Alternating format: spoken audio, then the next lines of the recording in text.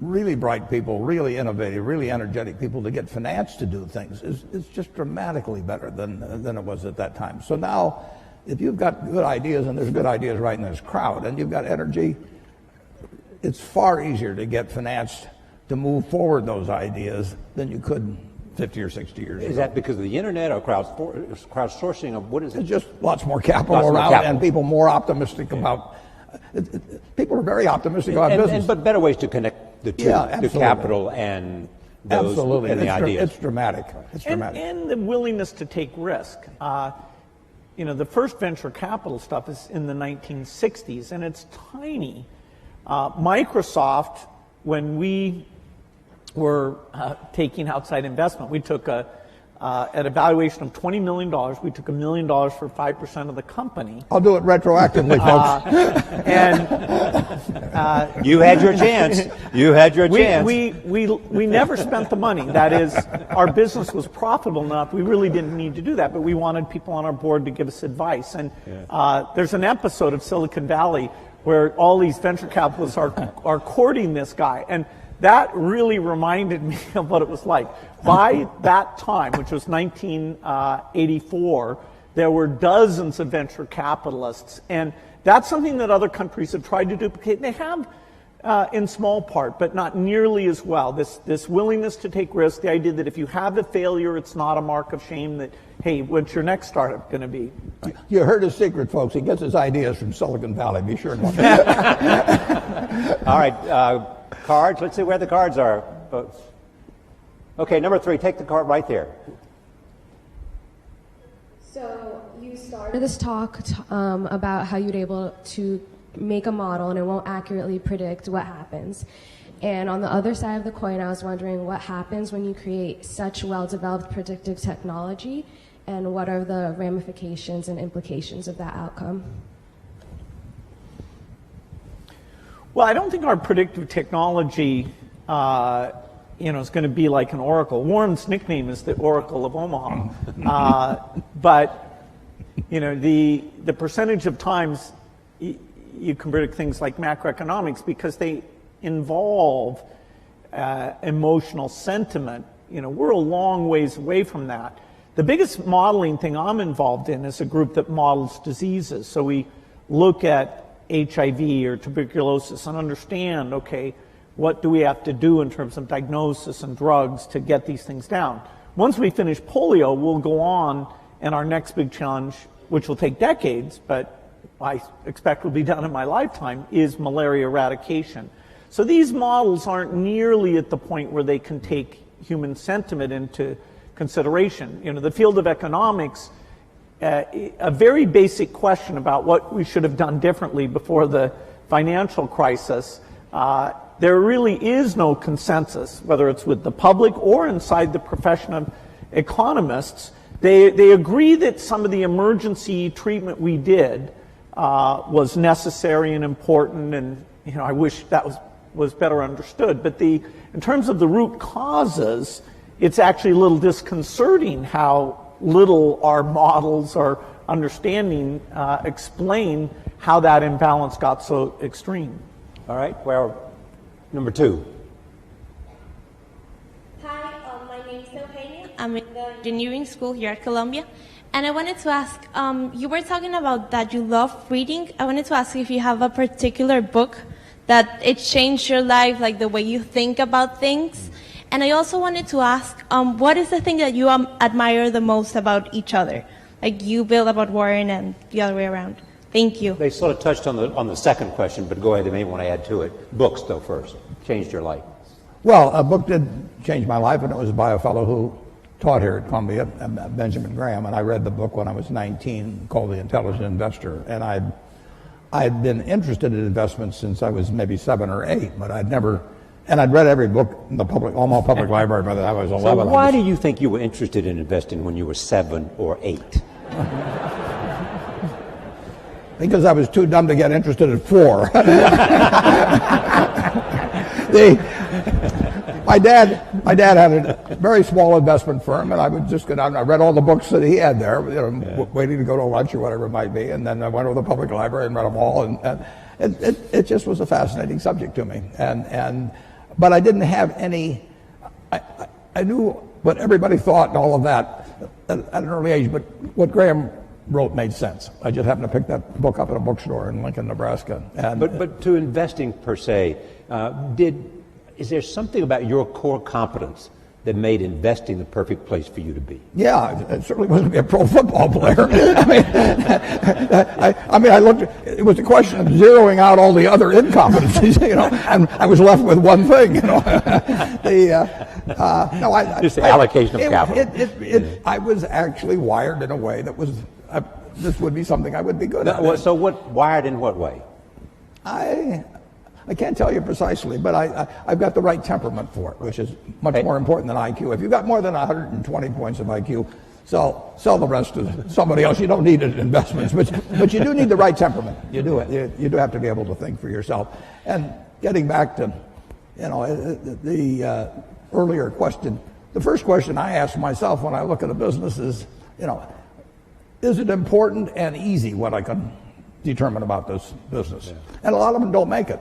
Now, Bill is looking for hard questions that plague society, and where intellect and money may make a difference. They may not for a while, but he's taking on the tough things.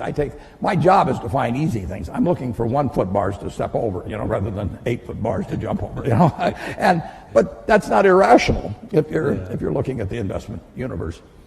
But reading is key. On the biography, on the book thing, I will tell you a wonderful book to read. I can tell you a number of them. Intelligent Investor, obviously, if you're in the investment field. But Katharine Graham's autobiography is a marvelous book, and it's absolutely honest, told by an incredible woman who had an incredible life and then wrote honestly about it. But and someone who you knew very well and invested with, and she was a bit reluctant and had to be assured, that she was afraid of me, actually. Yes. But what makes that book so much? It is such a broad range of human experience, honestly told. I mean, you couldn't have nobody in Hollywood could write a scenario that she lived through, and just to see that world develop, how she reacted to it, and everything. You can learn so much. My partner Charlie Munger just loves Ben Franklin. You can learn from other people and their mistakes, and I find biography is my favorite. Part of the reason you love biographies. Pardon me? Part of the reason you love biographies. Yeah. Okay. Where is a card? Right here. Just come here. I'm having a hard time seeing the card, so that right here. See where the hands are raised. Hi, my name is Chisima. I'm a senior here at the college. I'm also a Gates Millennium Scholar with my family over here. So I'd like to ask, what both of you do involves a lot of risk. And sometimes you have to face the fear of failure with that risk. So I'm asking, how did you overcome that fear, and what steps did you take to do that? Well, I think I was very lucky that when I was in high school, the computer was brought in there, and I developed a fascination for it and became kind of fanatical about it. So that, I didn't view it as risky. I viewed it as this kind of fun hobby. Even when I went to college, which I didn't finish, but I spent time up in Cambridge, Massachusetts, I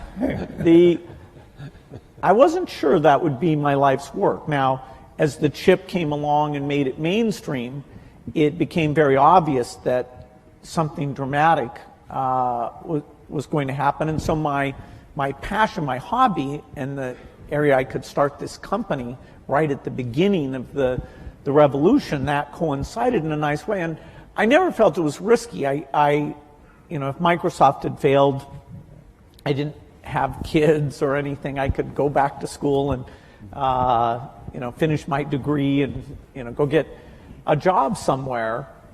I was very risk averse in running the company. I always made sure we had enough money in the bank to pay everybody for at least a year if nobody paid us at all. Because this idea, I was hiring people who had kids and families, and they were moving to work there. And here I was, 19, 20 years old, and sort of telling these people I'd be paying their salaries. So I was actually very conservative on a financial point of view. And one of the few arguments I had with Steve Ballmer, who came in and played a phenomenal role in the success of the company, was how many people could he hire? Because I was trying to be so conservative. But I let him go full speed, and it turns out our financial success meant that we never had a conflict about that. But I think it's great to be risk-taking, particularly when you're young, trying out different things, fields that aren't very popular that you might enjoy. But I never got into a position where I was taking, actually in any meaningful sense, I was taking a big risk. I mean, the risk for you would not to have acted because you felt the train was leaving the station. Yeah, and it was so clear that, this was going to happen. And this was so much fun. I mean, I was a fanatic. I didn't believe in weekends. I didn't believe in vacation. My mom had to negotiate whether I'd come once a week for dinner. No matter who the guest was. Yeah, that's right. That's right. Yeah. But Warren, you have often said you still tap dance to work. Absolutely. Because you can paint with your own colors. Yeah, I'm as excited about tomorrow in terms of what's going to happen as I was when I started. I was having a lot of fun when I started, but I'm having just as much fun now. And when I was here at Columbia, I had this terrible fear. It was impossible for me to speak in public. I mean, I wasn't able to do it. I actually read an ad in the New York Times. I went down to Midtown, signed up for a course, gave the guy a check, and then stopped payment on the check. I mean, I just petrified. But finally, and actually, after you get through hearing me today, maybe you'll wish I'd stayed afraid of public speaking. But that's another question.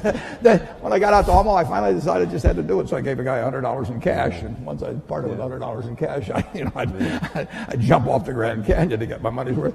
So, but it changed my life. But I would say this: don't fear failure. Almost everything that's turned out, I got turned down by Harvard. The best thing ever happened. Among others, some good things that happened that didn't seem good at the time. Don't worry about. And don't let it eat at you or look back. Just keep going, because you're going to have some things and forget them. Go forward. All right, I want to go to the back of the room, right back there, wherever number 3 is. Hi, my name is Matthew Mann. I'm a first year at Columbia Business School. Both of you had a moment where you went out on your own.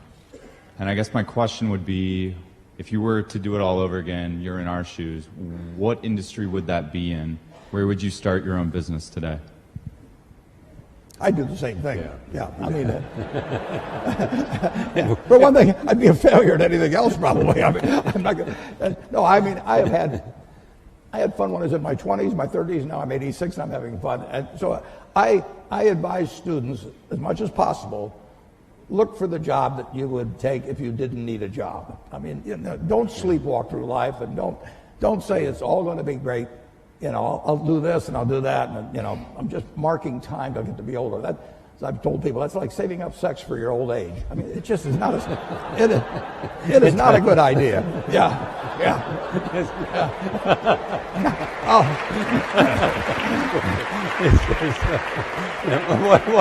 What are you urging them to do? I'll explain it. Just what I'm talking about. Now, you really want to be doing what you love doing, and you can't necessarily find it on your first job. Right. But don't give up before you find it.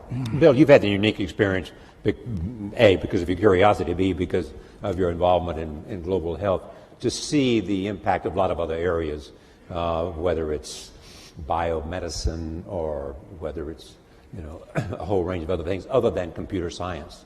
If you were going to drop out of Harvard today, which field would you be most likely attracted to? Well, I love the hard sciences, and there's some phenomenal things that people will get a chance to be part of. I'd still probably pick computer science, because the work in artificial intelligence today is at a really profound level. Our ability not just to play games, but that is a profound milestone, the AlphaGo work that the DeepMind people at Google were able to achieve. And that kind of technology is in all the leading companies and a lot of the universities. with AI, creation of agents, the ability to read and understand material, it is going to be phenomenal. So anything connected with that, I think, would be an exciting lifetime career. I also think in energy, we have the imperative to have energy that's reliable, cheap, and clean.